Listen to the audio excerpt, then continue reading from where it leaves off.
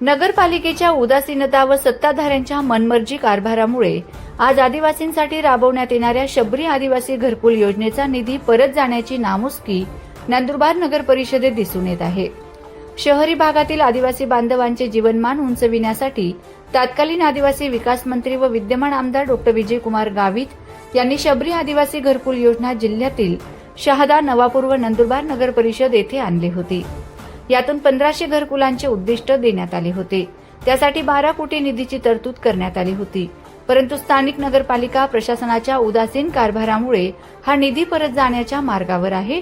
यासाठी नंदुरबार नगरपालिकेत विरोधी भारतीय जनता पार्टीच्या नगरसेवकांनी जिल्हाधिकारी यांची भेट घेऊन या योजनेची योग्य अंमलबजावणी व्हावी व निधी परत न जाता आदिवासींच्या विकासासाठी या निधीचा वापर व्हावा अशी मागणी केली आहे। दरम्यान नगरपालिका प्रशासनाची उदासीनता व सत्ताधाऱ्यांनी विकास कामांना केलेल्या विरोधामुळे आज ही परिस्थिती उद्भवली असल्याची विरोधी पक्षनेते हिरालाल चौधरी व नगरसेवक लक्ष्मण माळी यांनी बोलताना सांगितले आहे।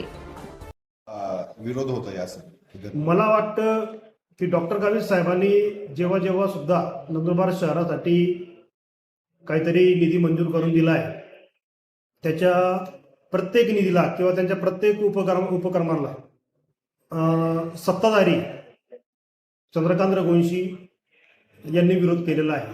तापीवरून जी पाणी पुरवठा योजना होती ती सुद्धा खूप चांगली संकल्पना होती, परंतु नंदुरबार नगर परिषदेने त्याच्याकडे लक्ष दिलं नाही। त्याच्यानंतर विविध समाजांसाठी, धार्मिक स्थळांसाठी जवळपास 56 कोटी रुपये गावित साहेबांनी मंजूर करून आणून दिले होते। त्याच्या संदर्भात सुद्धा रघुवंशींनी एक प्रकारे धमकी दिली विविध समाजांना की हा निधीचा वापर फक्त शासकीय जागेवर झाला पाहिजे। याच्या अगोदर अनेक खाजगी जागांवर सुद्धा नंदुरबार नगर परिषदेने बांधकाम केलेलं आहे आणि हे त्यांच्या आम्ही निदर्शनाला सुद्धा आणून दिलेलं आहे, पण तरी सुद्धा हा निधीचा वापर नको व्हायला पाहिजे, एकूण गावित साहेबांचं नाव नको व्हायला पाहिजे, याच्यासाठी त्यांनी हा विरोध केलेला आहे असं मला वाटतं।